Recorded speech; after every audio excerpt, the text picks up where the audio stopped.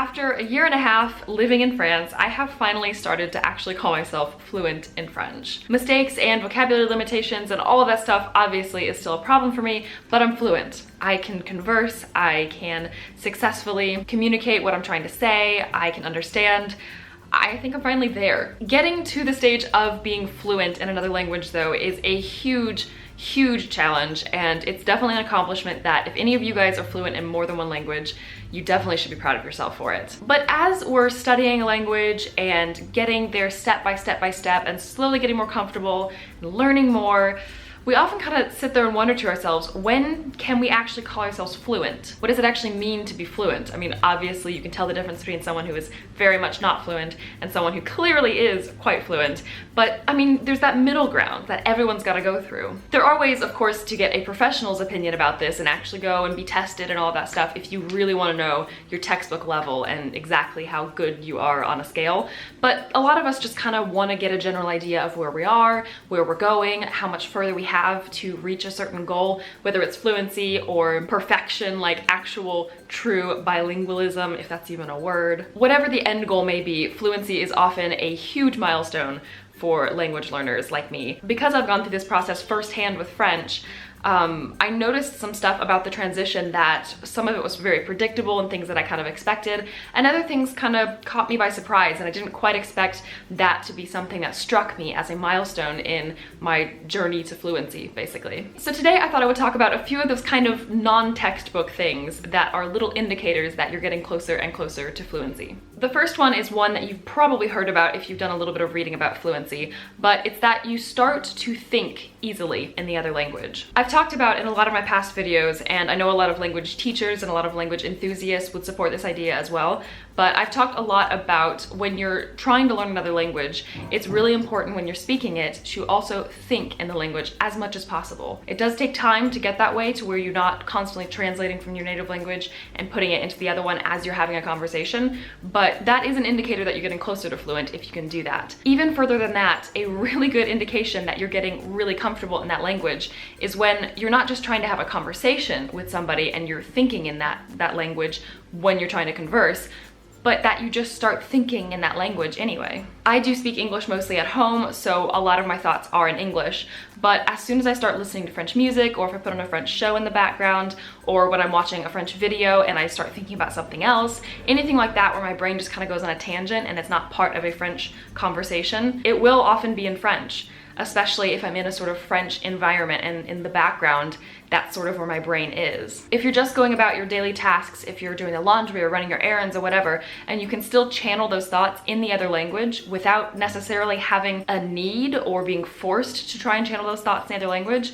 then that's a really good indication that it's becoming natural to you to function in that language without really having a pressing need to do so. The next one is kind of fun, but it's that your sort of auto reactions come in that other language. So what I mean by this is sort of those moments when something happens and you go, oh my God, or you stub your toe and a swear word pops out. Just sort of those auto reactions that you don't really control. It seems logical that when you're speaking the other language before you're fluent, and you're having a conversation, that if something happens like that, your reaction is still in the language you're speaking, because logically, you're already in that brain, even if you're not fully fluent, even if it's not fully comfortable, shouldn't you be in that mode? But I discovered, as I was learning French better and better, that even when I could have a conversation and feel somewhat comfortable in speaking and sort of thinking in French, with only translating little bits and pieces, I still would have those reactions in English. When something would happen, the swear word that popped out or the little reaction or the oh my God would come out in English. Even though I knew the words and sounds and expressions and stuff that a French person would respond with,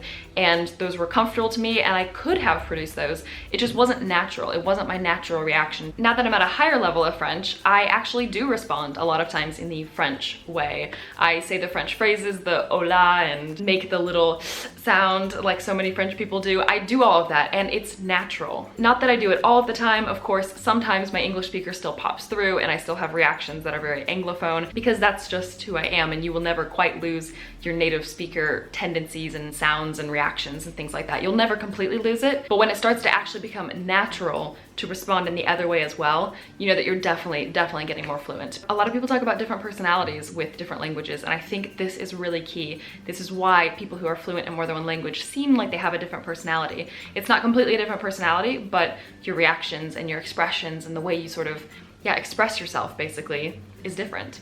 Another key indicator is that you dream in the other language. So this is probably one that you've heard before. It's definitely one that I read about before I became fluent, and I was sort of waiting for it. But I do want to talk about this a little bit more because it's not as simple as it might seem. For example, here is a funny little story. When I first started learning French, like first started, so a couple of years ago, I was learning really intensely, we'll say. I don't want to say quickly, but I was doing a lot of hours every week, sometimes a lot of hours in a single day, because I really wanted to push my French level forward. I was anticipating moving to France, so I worked really hard, and I studied and listened to as much immersion as I possibly could. And I remember it was just a few months after kind of starting this intense rhythm of studying, and I had a dream, and in the dream I was speaking French, and I had my boyfriend at the time, my husband now, he was in the dream, and I think he was speaking French to me, and I was talking to somebody else and they were speaking French to me. But of course, I didn't have a French level really to work with at that point. It was very basic. I could barely string sentences together. So to actually have a conversation was completely out of my level. But in the dream, I was having a totally fluid conversation. That dream was definitely not an indication that I was fluent. I was far from it. I woke up knowing that was no indication that I was fluent, but it still was a dream sort of in French. Even though I have still not had this magical French dream where everything happens in French and I wake up feeling like, yes, I'm fluent. It's never happened. I still have dreamt little things in French when it's about French people. And this is actually another thing that is kind of key when you're talking about dreaming in the other language. I have talked to a ton of people who are bilingual, not bilingual from birth, but who have learned a different language until fluency. And it seems to be kind of a common thread that when you dream about someone who you know and you speak with in your native language, that dream is still always going to be in your native language. And when you dream about somebody who you have a relationship with in a different language, that dream is actually very likely, if not 100% likely, to be in that other language. And that's sort of how it's separated. It really depends on what you're dreaming about, especially when it's tied to people you know in real life and places you know in real life, or situations, places in time. Like if I dreamed about something that happened when I lived in the UK, it's gonna be in English. I didn't even speak French at that point. But now when I dream about things that are relevant to my life here in France, or about people who I speak to more, or all in French, it does happen in French. All of that basically to say, it's not quite as simple as what you might think when you just read on a blog post or hear someone talk about in a video that when you dream you're fluent.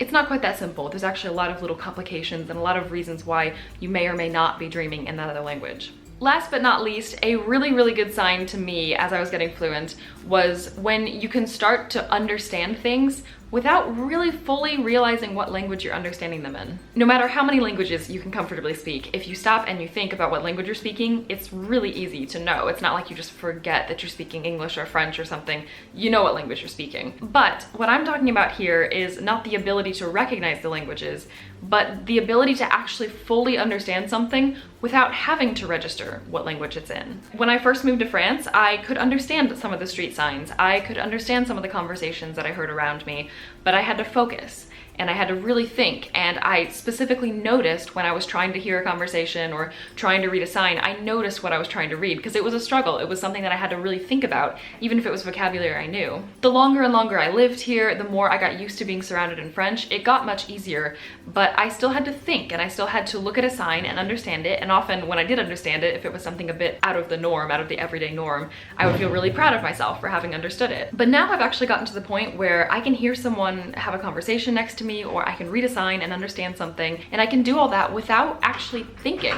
Of course, I don't fully understand everything. It's not completely natural all of the time in every situation, but there are tons of times that this has happened, and it's a really good indication that your brain is functioning in this other language without having to really try to function in this other language. And that's basically the definition of fluency. So those were a few of the kind of weird things I noticed as I was getting better and better at French. So now I want to hear from you guys. Let me know in the comments what your sort of language learning situation is. Are you learning another language? Are you fluent? Are you almost fluent and just sort of trying to figure out where you are? And if you have gotten fluent in another language, I would love to know if you have anything to add to this list and other words of wisdom from your experience. As always, thank you so much for watching, and I will see you soon in another video.